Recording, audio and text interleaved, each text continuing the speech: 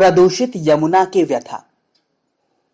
यमुना से भगवान कृष्ण का अटूट नाता रहा है और इसकी पवित्रता को बरकरार रखने के लिए उन्होंने कालिया नाग को खत्म किया था। लेकिन द्वापर में प्रदूषित होने से बची यमुना कलयुग में जहर उगलते कारखानों और गंदे नालों की वजह से मैली हो गई है। यमुना की निर्मलता और स्वच्छता को बनाए रखने के दावे तो किए जा रहे हैं, लेकिन इस पर कायदे से अब तक अमल नहीं हो पाया है।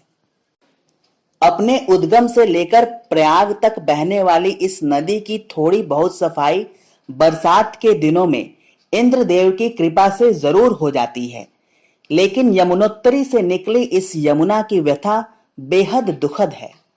अतीत में यमुना को भी पवित्रता और प्राचीन महत्ता के मामले में गंगा के बराबर ही अहमियत मिलती थी। पश्चिम हिमालय से निकलकर उत्तर प्रदेश और हरियाणा की सीमाओं की विभाजन रेखा बनी यह नदी 95 मील का सफर तय कर उत्तरी सहारनपुर के मैदानी इलाकों में पहुंचती है। फिर पानीपत, सोनीपत, बागपत होकर दिल्ली में आगरा होते हुए प्रयाग पहुंचती है और गंगा में समा जाती है। पिछले कई दशकों में सरकारों ने यमुना की सफाई के नाम पर अरबों रुपए खर्च किए, पर साफ सुथरी दिखने के बजाय यमुना और ज्यादा मैली होती गई। दिल्ली में यमुना की सफाई के नाम पर अब तक हजारों करोड़ रुपए खर्च हो चुके हैं। 2,500 करोड़ रुपए अभी और खर्च होने हैं। दिल्ली में यमुना में 18 बड़े नाले गिरते हैं, जिनमें नजफगढ़ का नाला सबसे बड़ा और सबसे अधिक प्रदूषित है। इस नाले में शहरी इलाकों के 38 और ग्रामीण इलाकों के 3 नाले गिरते हैं। यह नाला वजीराबाद पुल के बाद सीधे यमुना में गिरता है।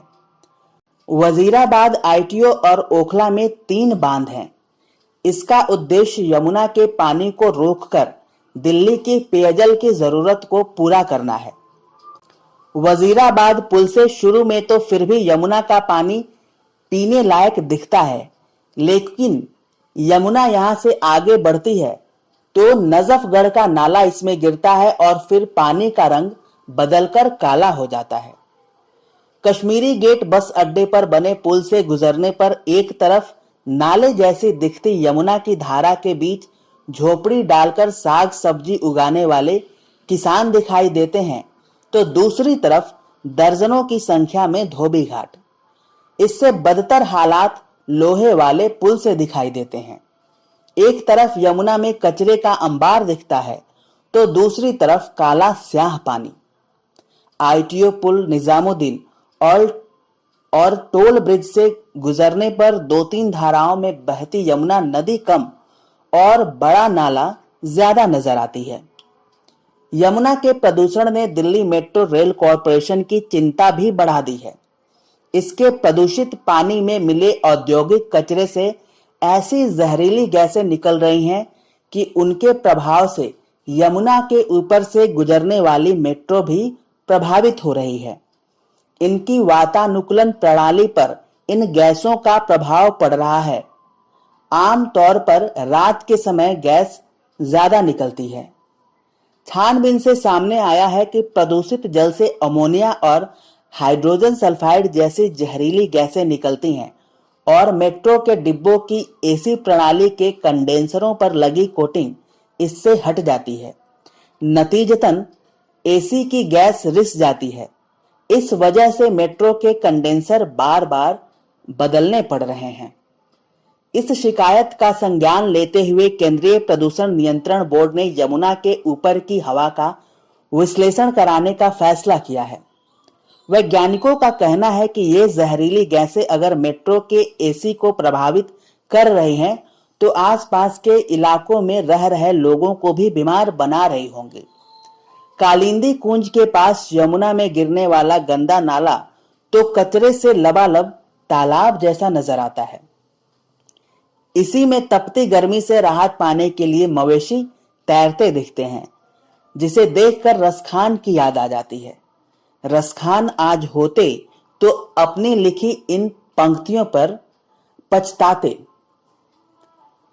जो खग हों तौ बसेरो करो, मिली कालिंदी कूल कदम्ब की डारन।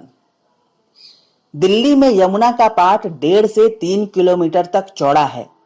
दिल्ली में इसका कुल दायरा 97 वर्ग किलोमीटर है, जिसमें से करीब 17 वर्ग किलोमीटर पानी में है, जबकि 80 वर्ग किलोमीटर सूखा पाट। करीब 50 किलोमीटर लंबी यमुना में वजीराबाद बैराज तक पानी साफ दिखता है, लेकिन 25 किलोमीटर दूर जैतपुर गांव में यह खासा प्रदूषित हो जाता है। यह भी एक तथ्य है कि यमुना के किनारे बसे शहरों में सबसे ज्यादा प्रदूषित इसे दिल्ली ही करती है। इसमें गिरने वाली कुल गंदगी में से 80% दिल्ली की होती है। प्रदूषित कचरे की वजह से ही इसके पानी में ऑक्सीजन की मात्रा लगभग खत्म हो गई है। वजीराबाद से ओखला बांध तक सबसे ज्यादा प्रदूषण है। दिल्ली सरकार के ओखला में कूड़े से खाद बनाने के कारखाने से निकलने वाली जहरीली गैस से आसपास के लोगों का जीना दूभर हो गया है। ऐसा ही संयंत्र दशकों पहले वजीराबाद पुल के पास बना था। यह संयंत्र पानी के संशोधन के साथ कूड़े से बिजली बनाने के लिए लगाया गया था, लेकिन करोड़ों रुपए खर्च करने के बाद पता चला कि यहाँ का कचरा इस लायक है ही नहीं कि उसका ट्रीटमेंट कर उससे बिजली बनाई जा सके। यही हाल उन नालों पर लगे जल ट्रीटमेंट संयंत्रों का है, जिनका 3/4 गंदा पानी सीधे यमुना में मिलता है।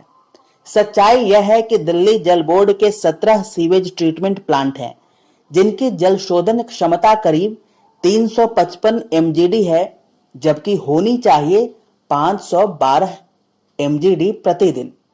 जाहिर है कि शेष गंदा पानी नालों के जरिए यमुना में ट्रीटमेंट के बिना ही बहाया जा रहा है। यमुना की सफाई के लिए कार्य योजना सरकार ने काफी पहले बनाई थी। मसलन पहला यमुना एक्शन प्लान सन 1993 में लागू हुआ था, जिस पर करीब 680 करोड़ रुपए खर्च हुए। फिर 2004 में दूसरा प्लान बना, इसकी लागत 624 करोड़ रुपए तय की गई। अगर यमुना के प्रदूषण की बात करें तो इसे गंदा करने में दिल्ली सबसे आगे है। बेशक कसर हरियाणा और उत्तर प्रदेश भी कुछ नहीं छोड़ रहे। उत्तर प्रदेश में भी मथुरा और आगरा जैसे शहरों के गंदे नाले सीधे यमुना में गिरते हैं। इन्हें रोकने के लिए अब तक गंभीर कोशिश नहीं हुई है। हकीकत तो यह है कि आज की यमुना अपने उद्गम से लेकर संगम तक कहीं भी गंदगी से मुक्त नहीं है। हालांकि दिल्ली, हरियाणा और उत्तर प्रदेश के 21 शहरों में अब तक यमुना की सफाई पर 276 योजनाएं क्रियान्वित की जा चुकी हैं, जिनके माध्यम से 75,385 लाख लीटर सीवर उत्प्रवाह के शोधन की क्षमता सृजित किए जाने का सरकारी दावा है। परंतु यह मात्र एक दावा है।